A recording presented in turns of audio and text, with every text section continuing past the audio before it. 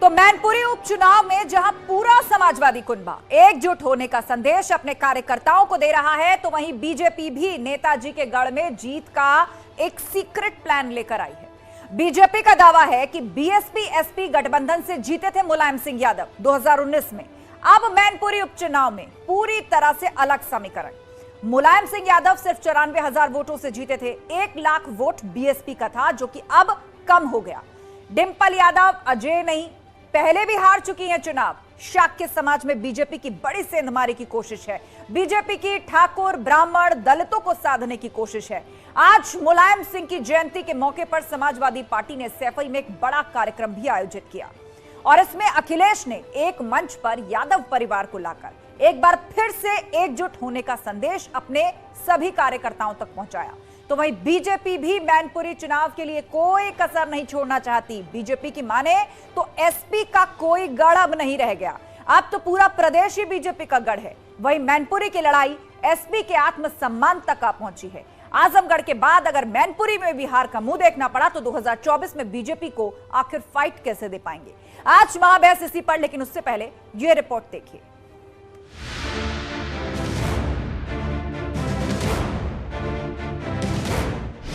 नेताजी की जयंती बीजेपी के लिए कितनी चुनौती। पत्नी के लिए आप अपने के लिए डेरा डाले हुए हैं, तो वो डेरा और मैनपुरी की जनता की वर्षों की आकांक्षा कि हम भी डबल इंजन की सरकार से जुड़ करके अपने क्षेत्र में लोक कल्याण और विकास के अवसरों का और लाभ उठाएं। नेताजी की समाधि पर अखिलेश की साधना। नेताजी डिफेंस मिनिस्टर बने, उसी समय उन्होंने फैसला लिया कि अगर हमारा जवान देश की रक्षा करते हुए अगर शहीद होता है तो उस जवान को पूरे सम्मान के साथ उसके घर तक पहुंचाया जाएगा।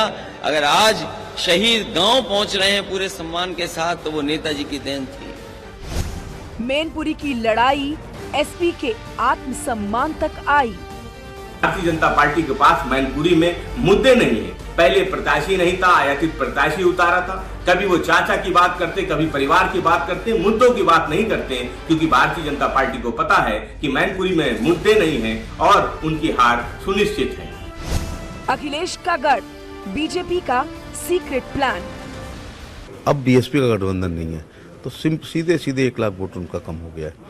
और अब मुलायम सिंह जी नहीं लड़ रहे हैं, डिंपल यादव लड़ रही हैं। तो केंद्र सरकार की लोक कल्याणकारी योजनाएं, प्रधानमंत्री जी का व्यक्तित्व, राज्य सरकार की योजना और राज्य सरकार का लॉ एंड ऑर्डर और बूथ अध्यक्ष से राष्ट्रीय अध्यक्ष जो मेहनत कर रहे हैं उसकी परिश्रम की पराकाष्ठा से मैनपुरी में कमल खिलेगा। मुलायम बेन अखिलेश की पहली अग्नि परीक्षा।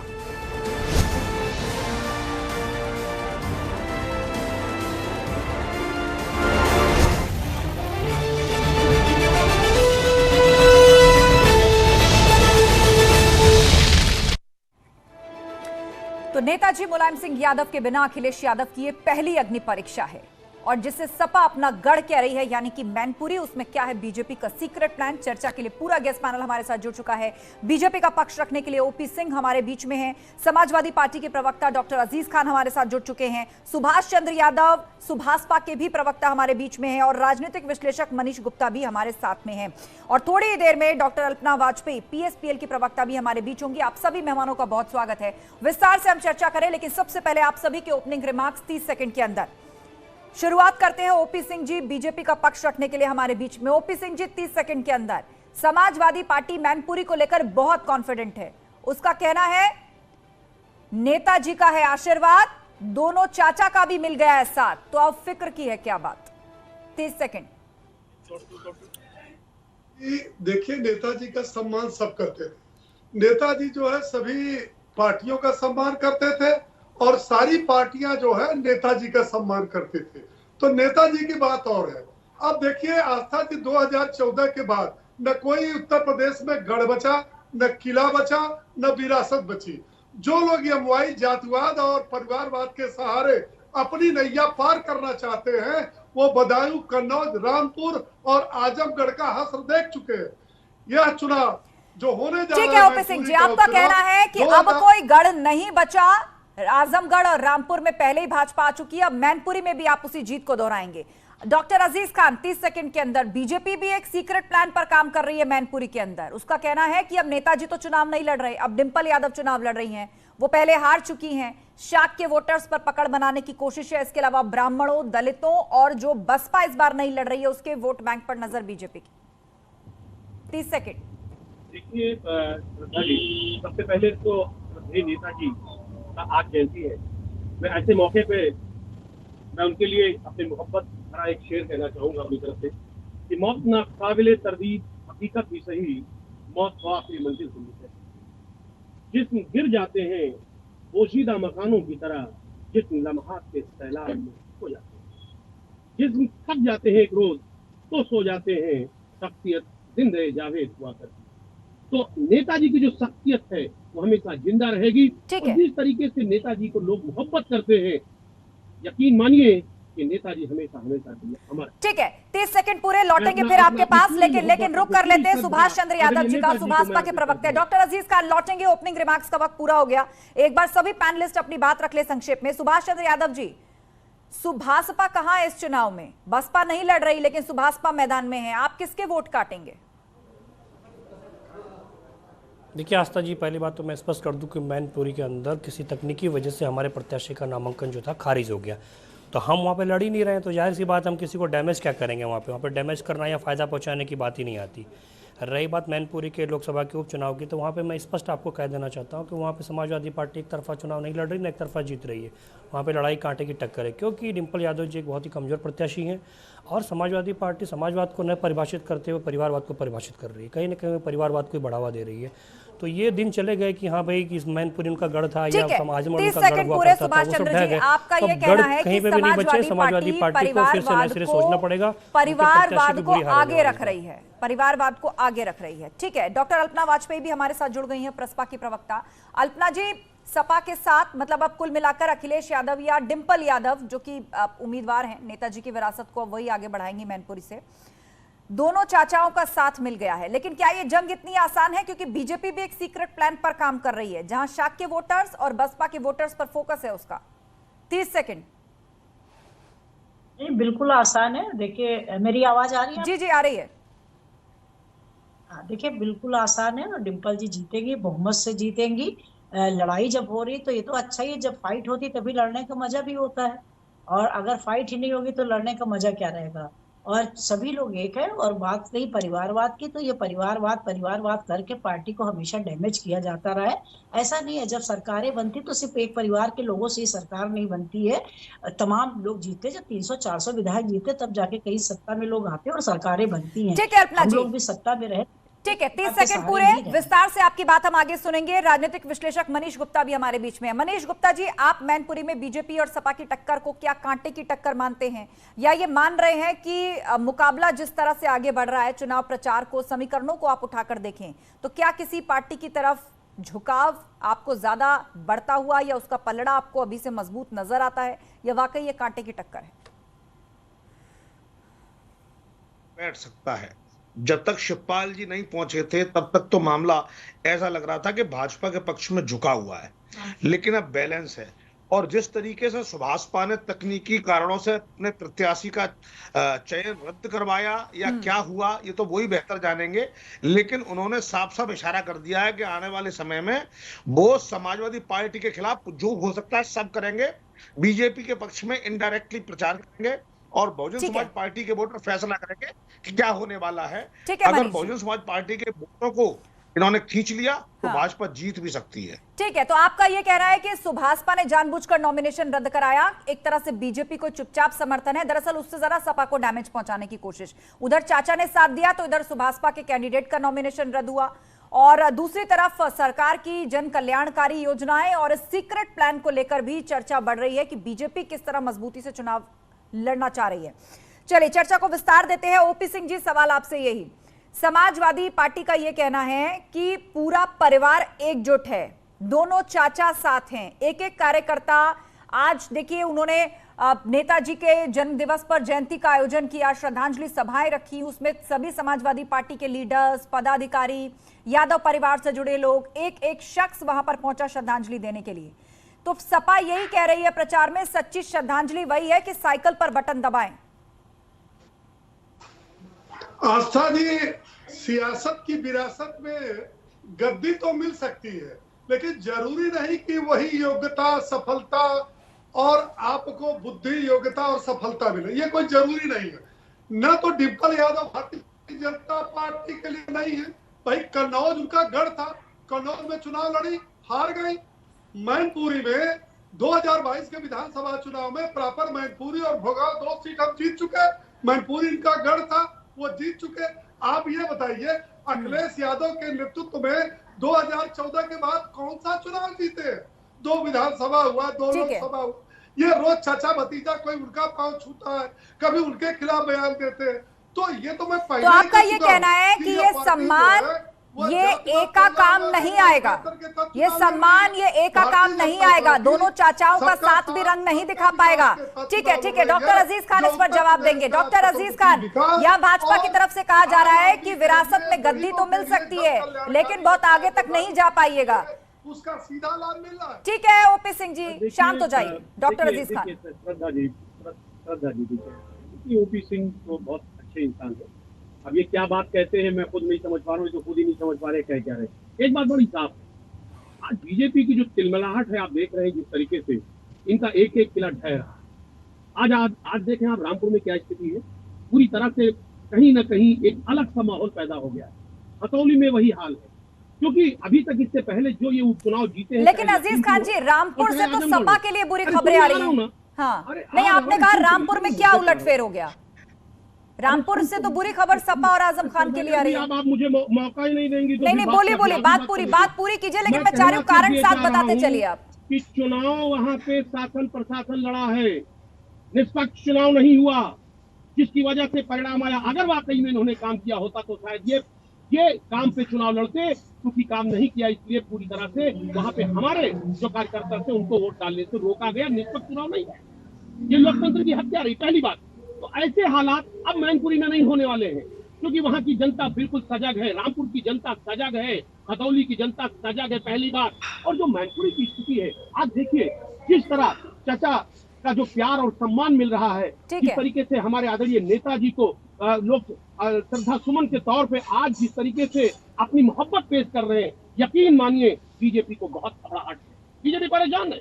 आज देखिए चाचा जी पे तमाम कमेंट करने का प्रयास कर रही है। मैं एक बात आपको बता दूं कि लाठी मारने से पानी नहीं फटता है कभी भी। एक बात जानिए, जो मोहब्बत है आपस में चाचा और भतीजे का, वो बीजेपी इसको नहीं खत्म कर पाएगी। तो यानी आप ये कहने की कोशिश कर रहे हैं कि बीजेपी अब कोई फूट नहीं डाल पाएगी, चाचा भतीजे एक हो गए हैं और ये साथ आगे तक है। अजीज खान जी ये कहना चाह रहे हैं, ये साथ आगे तक है, सिर्फ उपचुनाव तक नहीं। साथ हमेशा के लिए है, रहेगा। यही तकलीफ है बीजेपी को, क्योंकि वो घरों को तोड़ती है, वो परिवारों को तोड़ती है, वो पार्टियों को तोड़ती है, और तोड़ करके आज तक का उसका रिकॉर्ड ये रहा है जिससे सरकारें बनाई है। लेकिन उत्तर प्रदेश की जनता, खासतौर से मैनपुरी की जनता इस बात को समझती है, और जनता एक एक का बदला लेने जा रही है गिन गिन करके। 5 दिसंबर को ये पूरी तरह से बीजेपी को पता चल जाएगा कि क्या होने का। ठीक है ओपी सिंह जी, बीजेपी फूट डालने की कोशिश कर रही है चाचा भतीजे के अंदर। पूर्व में भी आपने फायदा उठाने की कोशिश की, और अब सपा कह रही है कि अब ये साथ नहीं टूटने वाला है। आप लोग बंद करिए परिवारों में फूट डालना। जिस चाचा के बारे में ये गुणगान गा रहे हैं, वही चाचा गोरखपुर में नामांकन के 3 दिन पहले कहा कि अखिलेश यादव जब परिवार के नहीं हुए तो किसके होंगे? वही चाचा जिनका पांव छू रहे। और कोई नई बात नहीं है, चचा भतीजा एक हो, कभी बुआ भतीजा एक हो, कभी कांग्रेस एक हो, कभी बसपा एक हो, कभी सुभाषपा एक हो। ये कोई नई रणनीति नहीं है ना, कोई नई बात है। लेकिन आस्था जी एक बहुत महत्वपूर्ण बात कहता हूँ, इनका अनुबंध केवल जो है मतगणना तक ही होता है। मतगणना के बाद इनका कौन सा अनुबंध चला? मैं गठबंधन नहीं मानता, चाहे वो कांग्रेस हो, चाहे बसपा हो, चाहे सुभाषपा हो। मतगणना जैसे समाप्त हुआ, एक दूसरे पर दोषारोपण।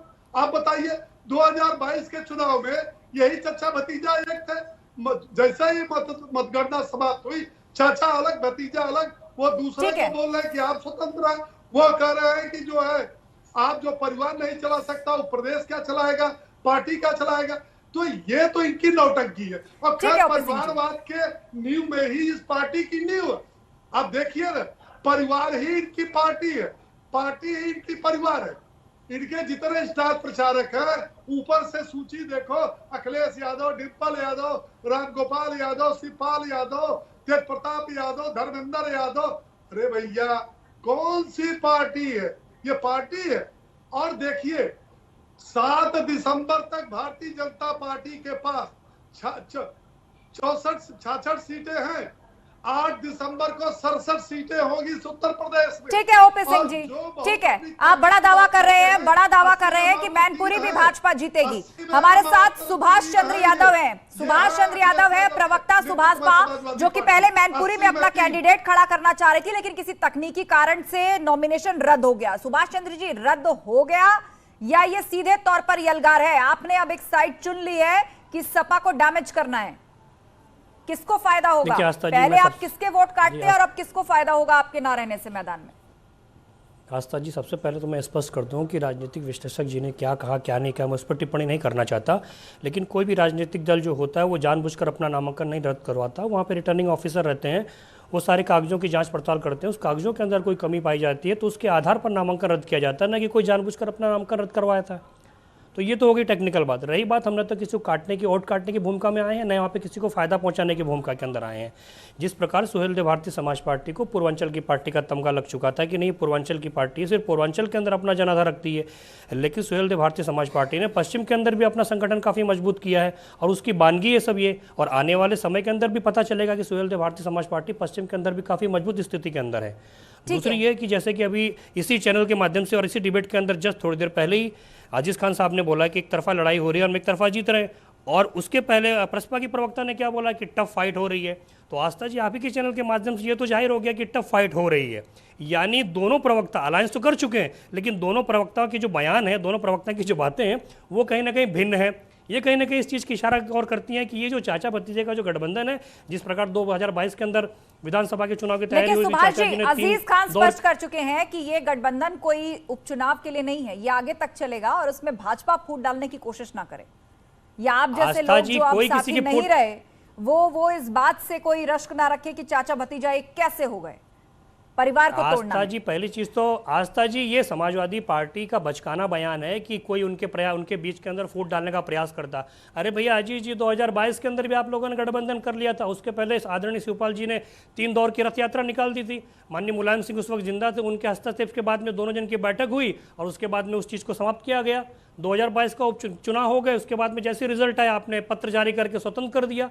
तो ये सब चीज़ें जो आप लोग बोलते हैं कि नहीं हम लोग फूट डालने का प्रयास कर रहे हैं, भैया आपके चाचा हैं, आपके भतीजे, आप लोग खुद अपना सामंजस्य नहीं बिठा पा रहे हैं, दूसरों को उसके अंदर क्यों इन्वॉल्व करते हैं। मैं आपको दावे के साथ कहता हूं 2022 का भी ये मैनपुरी का लोकसभा चुनाव खत्म हो जाए, उसके बाद में फिर चाचा की राहें अलग होंगी और भतीजे की राहें अलग होगी। ये आपस में सामंजस्य नहीं बिठा पा रहे हैं, इसीलिए इन दोनों के बीच की जो रार का जो ठीकरा होता है, कभी भाजपा के सर फोड़ा जाता है, कभी सुभाषपा के सर फोड़ा जाता है। ये अपना घर तो संभाल नहीं पा रहे हैं, तो क्या करें, अपने आप को डिफेंस करने के लिए कहीं ना कहीं दूसरे के ऊपर उंगली करने का प्रयास करते हैं।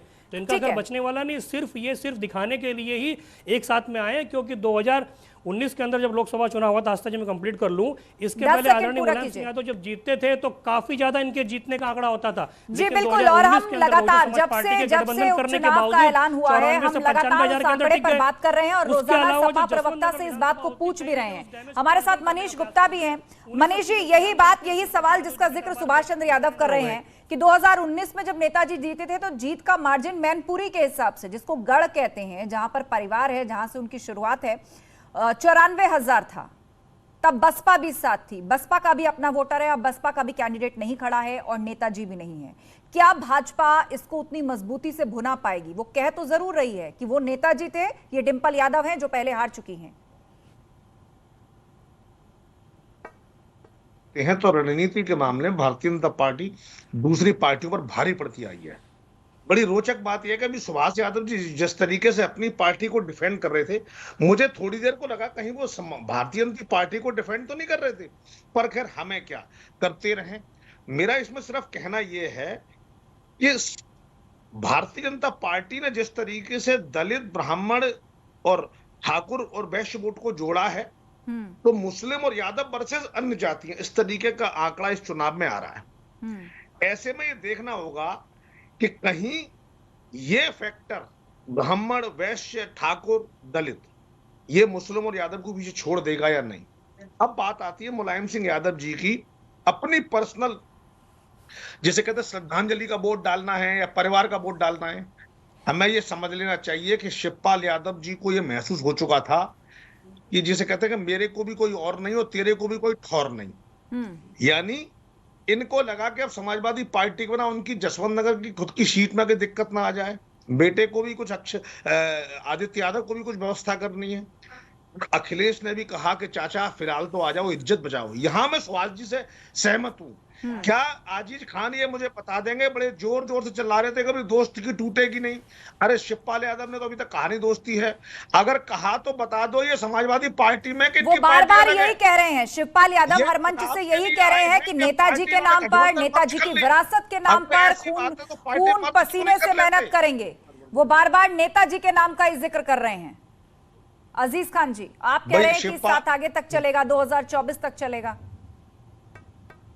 देखिए आस्था जी, सबसे बड़ी बात ये है कि तकलीफ हमारे जो विपक्षी दल है, खासतौर से जो सत्ताधारी पक्ष है, उसको तकलीफ बहुत है। हम एकजुट है, तकलीफ इनको हो रही है। देखिए बहुत सीधी सी बात, इनको तकलीफ, अरे आप इनका तकलीफ जायज भी है। शादी में खुलने वाली बात हो रही है, आपको खुद नहीं पता है कि आपके साथ है या नहीं है, या सिर्फ सीट के लिए है। मनीष जी बात पूरी करने दीजिए। अब ये हल्ला करके बात करेंगे तो बात नहीं शांत हो जाइए। मनीष जी, अजीज खान जी बोलिए। मनीष जी आप समझदार आदमी हैं, आप बोल रहे थे, मैं नहीं बोल रहा था, सुन लो। बोलिए बोलिए। आप क्या प्रेडिक्शन कर रहे हैं मैं उसमें नहीं जाते, कि 2-3 बातें समझ लें आप कि आज मैनपुरी का जो चुनाव है ये बिल्कुल सच है। ये बीजेपी को भी पता है, मनीष जी को भी पता है, और सारे जो आपके प्रवक्ता बैठे हैं उनको भी पता है। ये तरफा चुनाव आज वहां ईमानदारी की बात तो एक रिकॉर्ड बनने जा रहा है, और जो बीजेपी अपने कैंडिडेट का जमानत नहीं बचा पाए, तिलमिलाहट ये हमारे लड़ाई वहां नहीं है, वहां हार और जीत का सवाल नहीं है। वहां सवाल है बीजेपी अपनी जमानत बचाए पाए या ना बचा पाए, और ना बचा पाने की स्थिति में है, और ऐसी स्थिति में ये तिलमिलाहट जायज है, पहली बात। और रही बात अभी सुबह सभा के जो प्रवक्ता कह रहे थे तमाम लंबी लंबी बातें, अरे साहब वो क्या कह रहे हैं, वो चलनी क्या चलनी जिसमें 72 छेद। भाई आप बीजेपी के साथ पिछली बार भी थे, और उसके बाद साथ रहते हुए आप पानी पी पी के उनके मंच पर गाली दे रहे थे, वो शायद वक्त भूल गए। आप तो मौका परस्त लोग हैं। आज समाजवादी पार्टी ने आज आपको इस मुकाम पर पहुंचा दिया, और आज आप समाजवादी पार्टी के विरोध में आप जिस तरीके से आप बात कर रहे हैं, मुझे तकलीफ हो रही है। मुझे ये बात सुन करके तकलीफ हो रही है, आज हमारे कार्यकर्ताओं को तकलीफ हो रही है कि आपको बहुत सम्मान दिया, आदरणीय हमारे नेताजी ने बहुत सम्मान दिया, लेकिन जो दिया वो वापस भी ले लिया ना अजीज खान जी, जो दिया वो वापस भी तो ले लिया ना आपने, ऑन पेपर वापस लिया। आज जो भी विधायक इनके हैं वो हमारी देन है, समाजवादी पार्टी की देन है, और ये उंगली नहीं उठा सकते, ये उंगली उठाने के हकदार नहीं है। इसलिए क्योंकि ये जो भी कुछ आज इनको अभी जो मौके पे जो इनको मिला हुआ है, आज जो विधायक इनके पास है। अच्छा मुझे बताइए, मैनपुरी में सुभाषपा के उम्मीदवार का किसी टेक्निकल कारण की वजह से नॉमिनेशन रद्द हो गया, जानकार कह रहे हैं कि वो करवाया गया। अब आप बताइए, ये अचानक इनका नॉमिनेशन रद्द हो गया, ये बात किसके पक्ष में जाएगी? ये भाजपा को सीधा सीधा फायदा होगा इससे, क्या मानते हैं? ये टेक्निकल कारणों की वजह से नामांकन रद्द हुआ, या इसके पीछे क्या रणनीति है मैं नहीं समझ सकता, लेकिन ये बोली जरूर बीजेपी की बोल रहे हैं, भाषा वही है। और इस बात को जानिए, जनता समझदार है, बात को समझती है कि जो भाषा बोल रहे हैं, अभी इसी बीजेपी को तमाम बातें कहते थे मंच पर हमारे आकर के खड़े होकर के, आज बीजेपी के साथ सिर्फ दल भैया मिलकर के किस तरीके से उसके साथ बातें कर रहे हैं, तो कहीं ना कहीं इस बात को जनता समझती है कि सुभाषपा का रणनीति क्या है और सुभाषपा की सोच क्या है। और साथ ही साथ बीजेपी जो है वो हमेशा उसकी रणनीति रही है, हमेशा सोच रही काम मत करो, लोगों को गुमराह करो, घरों को तोड़ दो, परिवारों को तोड़ दो, लोगों को मुद्दों से भटका दो। लेकिन अब मुद्दे से भटकने वाली जनता नहीं है, वो विकास चाहती है, विकास चाहती है। अजीज खान जी, बीजेपी एक और बात कह रही है। अजीज खान जी, आप कह रहे हैं कि बीजेपी मुद्दों से भटका रही है। अभी ओपी सिंह जी ने आपके स्टार प्रचारकों की लिस्ट पढ़ी, उन्होंने कहा ऊपर से नीचे तक आप देख लीजिए कि यादव ही यादव है, मतलब परिवार के ही लोग हैं, परिवार ही पार्टी है, पार्टी ही परिवार है। तो बार बार परिवारवाद का जिक्र किया जा रहा है भाजपा की तरफ से, और ये जिक्र कोई इस उपचुनाव से नहीं, हर विधानसभा और लोकसभा चुनाव से पहले बीजेपी ये जिक्र करती है। देखिए मैं ये बात देखो, आप इनके विधायकों की लिस्ट देख लो, सांसदों की लिस्ट देख लो, 25% परिवार के लोग शामिल है। ये जवाब दे पाएंगे इसको कि 25% परिवार के लोग शामिल है। अभी चुनाव लखीमपुर में हुआ, क्या परिवार के लोगों को टिकट नहीं दिया गया? कौन लड़ रहा था वहां से? जरा बताइए, वहां परिवार के लोग नहीं चुनाव लड़ रहे? हम जानना चाहते खतौली में कौन चुनाव लड़ रहा है? क्या परिवार के लोग चुनाव नहीं लड़ रहे? ये वो लोग उंगली उठा रहे हैं जो अभी अभी इसी उपचुनाव में इनके परिवार के लोग चुनाव लड़ रहे हैं। पिछला भूल जाए आप रिकॉर्ड, पिछले रिकॉर्ड में तो 25% लोग विधायक और सांसद इनके देखिए इनके परिवार के लोग, ठीक है, ये क्या उंगली उठाएंगे परिवार पे? ठीक है, ओपी सिंह जी इस बात का जवाब देंगे। ओपी सिंह जी, यहाँ पर अजीज खान कह रहे हैं कि बीजेपी में भी आप लिस्ट उठा के देख लीजिए, परिवार के सदस्य बीजेपी क्या लगभग हर पार्टी में किसी ना किसी तरह से परिवार, रिश्तेदार, आप जो भी कह लें वो रहता है। लेकिन मैनपुरी में जिस बीजेपी के सीक्रेट प्लान का जिक्र हो रहा है, कितनी कड़ी टक्कर आप डिंपल यादव को दे पाएंगे? बीते दिनों जिन मुद्दों को लेकर आप सपा को घेर रहे थे, एक एक करके लगभग सभी को निपटा लिया गया है। दोनों चाचा साथ आ गए हैं, शिवपाल यादव चाचा भतीजा दोनों का एका जो है वो अब मंच से दिख रहा है। रूठे हुए नेताओं को मना लिया गया है, एकजुटता का संदेश दिया जा रहा है, गठबंधन नहीं संभाल सकते आपने आरोप लगाया, रूठे हुए को मनाया गया। कोई भी टोटका नहीं छोड़ा, कभी चचा भतीजा, कभी बसपा, कभी कांग्रेस, कभी सुभाषपा, मतलब कि कोई प्रयोग छोड़ा नहीं। और इन प्रयोगों से भारतीय जनता पार्टी के ऊपर कोई असर पड़ने वाला नहीं है, क्योंकि भारतीय जनता पार्टी जो चुनाव लड़ती है वह अपनी नीतियों पर लड़ती है। इनकी नीति और हमारी नीति में अंतर है। जब चुनाव आता है तो ये पूरा परिवार उतर जाता है, और फिर उसके बाद अभी हम देख रहे थे, मनीष जी बता रहे थे, इतने यादव, इतने मुसलमान, इतने ठाकुर, इतने ब्राह्मण। अरे भाई, इनको रामपुर में 52% का आंकड़ा देते थे और 54% का आजमगढ़ में देते थे। वहां देते थे कि 52% मुसलमान है और यहाँ यादव मुसलमान मिला के 54%। कहाँ गया? हर चुनाव के पहले मतगणना के समय तक इनका दावा होता है, लेकिन जब मतदान के बाद जब मतगणना होती है आस्था जी, तो इनका ट्विटर नया बोलता है। ये अपनी हार, अपनी अयोग्यता को कभी, ठीक है ओपी सिंह, आप कह रहे हैं कि चुनाव प्रचार में बड़े बड़े दावे होते हैं, लेकिन नतीजे वाले दिन हार का ठीकरा ईवीएम सरकार मशीनरी पर फोड़ा शुरू कर दिया जाता है।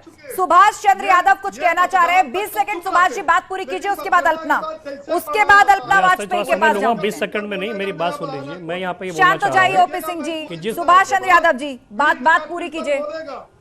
ओपी सिंह जी शांत हो जाइए, बात आ गई आपकी। अभी मेरे काबिल दोस्त आदरणीय अजीज खान साहब बड़ा चिल्ला के बड़ा आरोप प्रत्यारोप कर रहे थे। अजीज भाई, सबसे पहले तो मैं स्पष्ट कर दूं कि सम्मान दिया नहीं जाता, सम्मान कमाया जाता है, गिव एंड टेक होता है। हमने भी आपको सम्मान दिया था और उसके बदले में आपने हमें सम्मान दिया था, आपने कोई हमारे ऊपर एहसान नहीं किया था। रही बात, आपने बोला कि हम आपके भरोसे पे इतनी सीटें लेके आ गए, अरे भैया 2017 आप भूल गए, आप 49 सीटों के ऊपर सिमटे हुए थे, हमारे से गठबंधन करने के बाद आप 111 के ऊपर आ गए, तो ये हमारा आपके ऊपर एहसान है कि आप 49 से 111 के ऊपर आ गए। रही बात मौका परस्ती की है, तो मौका परस्ती सबसे अच्छा अखिलेश यादव से बेहतर कौन जानते होगा, क्योंकि 2019 के लोकसभा चुनावों के अंदर आदरणीय मुलायम सिंह यादव जी की जीत का आंकड़ा कितना था और इस बार आंकड़ा क्या होने वाला था, ये आपको अच्छी तरह पता था। इसीलिए आप शिवपाल सिंह यादव जी की गोद के अंदर जाके बैठे और बड़े आप शायरी की बात कर रहे थे। गालिब तामुर यही भूल करता रहा, धूल चेहरे पे थी और आईना साफ करता रहा। तो आपके राष्ट्रीय अध्यक्ष आदरणीय अखिलेश यादव जी और आपके आसपास के जो चंटू मंटू बैठे हुए हैं, इनका काम यही है दूसरों के सर के ऊपर ठीकरा फोड़ना। आप अपनी चीजों तो देखते नहीं। अरे इसी डिबेट के अंदर आप जिससे गठबंधन करके बैठे हैं, प्रगतिशील समाजवादी पार्टी के प्रवक्ता अल्पना वाजपेयी जी बोल रही हैं कि एक तरफा लड़ाई नहीं है, ये टफ फाइट है, और आप बोल रहे हैं एक तरफा है। अरे भैया, इस डिबेट के अंदर जब आप अपना तालमेल नहीं बिठा पा रहे हैं तो मैनपुरी में क्या बिठाएंगे यार? ठीक है सुभाष जी, बात आ गई आपकी। अल्पना वाजपेयी हमारे साथ हैं। अल्पना जी, किसकी बात और वक्तव्य को आगे बढ़ाया जाए? आप कह रहे हैं टफ फाइट है बीजेपी और सपा के बीच में, अजीज खान कह रहे हैं एक तरफा मुकाबला है, सपा जीतेगी, बड़े मार्जिन से जीतेगी। अल्पना जी, पहली बात मेरी आप ध्यान से सुन लीजिए, मैंने ये नहीं कहा कि वहां, आप लोगों ने कहा कि वहां टफ फाइट है, तो मैंने कहा मजा तभी आता है लड़ाई का जब फाइट टफ हो। और मैंने आपसे बिल्कुल कहा कि पूरी तरह से वहां पे समाजवादी पार्टी की प्रत्याशी डिंपल यादव जी बहुमत से जीतेंगी। बीजेपी लाख कोशिश कर ले, वहां का मतदाता पूरी तरह से मुलायम सिंह जी के प्रति आस्था रखता है, उनके परिवार के प्रति आस्था रखता है, और वो 100 में 100% जीतेंगी, इसको कोई नकार नहीं सकता है। अब क्योंकि वो जीत रही है, साफ साफ दिख रहा है, तो सारे लोग अपने तरीके से बातें कर रहे हैं। तो ये बात तो मत कहिए। मैंने कहा अगर आप कह रहे हैं कि फाइट है, तो हमारा कहना है कि फाइट होगी तभी तो मजा आएगा। और चुनाव, ठीक है, अगर और मगर के पेश में आपने अपनी बात को उलझा दिया, लेकिन बड़ा सवाल यह है कि कितनी टफ फाइट है। मनीष गुप्ता जी कुछ कहना चाह रहे हैं? मैं ये कहना चाह रहा हूं, जिस तरीके से मोहतरमा जी कह रही हैं कि परिवार में आस्था रखता है, यानी वोटर की अपनी तो कोई समझ नहीं है। माननीय मुलायम सिंह यादव, अखिलेश यादव, शिवपाल यादव, रामगोपाल यादव, अक्षय यादव, तेज प्रताप, अपर्णा यादव, निपर्णा यादव, जो भी यादव, सभी यादव चुनाव जीतेंगे। परिवार का चुनाव होगा और जनता की अपनी कोई सोच समझ है ही नहीं, ना नीतियों पर चर्चा है, ना विकास पर चर्चा है, बस परिवारवाद पर वोट डालेंगे और सारी जनता वोट डाल देगी। एक तरफा वोट डालेगा, किसी को समझने की जरूरत नहीं है कि कौन सी पार्टी क्या पॉलिसी लेकर आई है, चुनावों का एजेंडा क्या है।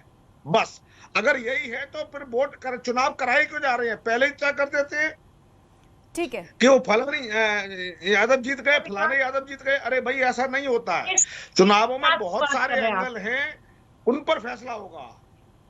ठीक है। डॉक्टर अजीज खान, चुनाव सिर्फ सपा की तरफ से दो ही बात पे दावेदारी का है, एक नेताजी की विरासत, उनको श्रद्धांजलि, और दूसरा परिवार में एका। नहीं, देखिए आस्था जी एक बात देखिए, विरासत है वो तो है ही है, वो एक अलग इशू है। क्योंकि आदरणीय नेताजी ने अपने खून पसीने से मैनपुरी को खींचा है और ये मैनपुरी की जनता भी जानती है। जिस तरह मैनपुरी इटावा और जो आसपास के बेल्ट है, आदरणीय नेताजी ने उसको किस कदर ला करके वर्ल्ड के पैमाने पे खड़ा कर दिया है, वर्ल्ड के मैप पे लाकर खड़ा कर दिया है, कि मुझे कुछ बताने की जरूरत नहीं, किसी छिपा नहीं है। तो माननीय नेताजी ने जो कुछ किया है मैनपुरी की जनता के लिए, तो जनता, मैनपुरी की जनता भी इस बात को एहसास कर रही है। हम ये नहीं कह रहे सियासत और सियासत की बात नहीं है यहाँ। जो लोग इस तरीके से नैरेटिव क्रिएट करने की कोशिश कर रहे हैं, वो गलत नैरेटिव क्रिएट कर रहे हैं। मैं कह रहा हूँ कि नेताजी को इसलिए लोग सम्मान करते हैं, इसलिए चाहते हैं क्योंकि नेताजी ने मैनपुरी को बहुत कुछ दिया है। ठीक है, और आप वही सब कुछ याद दिला रहे हैं और उनको श्रद्धांजलि देने के लिए कह रहे हैं, और ये कह रहे हैं कि श्रद्धांजलि वही है कि साइकिल पर बटन दबाइए, सच्ची श्रद्धांजलि वही है। चलिए, आप सभी मेहमानों का बहुत बहुत शुक्रिया। महाबहस में फिलहाल इतना ही, और आपको बता दें कि जैसे जैसे वोटिंग का दिन नजदीक आ रहा है, मुकाबला बहुत ही दिलचस्प होता जा रहा है। सुभाषपा के कैंडिडेट का नॉमिनेशन रद्द हो जाता है, वही सुभाषपा जिसका कभी सपा के साथ गठबंधन था और उसके बाद दोनों के रिश्ते खराब हो गए, गठबंधन टूट गया। जानकार मान रहे हैं कि इसका फायदा बीजेपी को होगा, और बीजेपी की नजर उन वोटर्स पर भी है। जब बसपा के साथ सपा चुनाव लड़ी थी, अब वो बसपा भी मैदान में नहीं है उपचुनाव के अंदर, तो उन वोटर्स पर भी नजर है, शाक के वोटर्स पर नजर है। और ये भी मानना है कि अब नेताजी चुनाव नहीं लड़ रहे हैं, डिंपल यादव चुनाव लड़ रही हैं, और वो पूर्व में 2 बार हार भी चुकी हैं। तो बहरहाल मुकाबला कांटे का है। चुनाव से जुड़ी हर अपडेट आगे भी आप तक पहुंचाएंगे। फिलहाल महाबहस में बस इतना ही।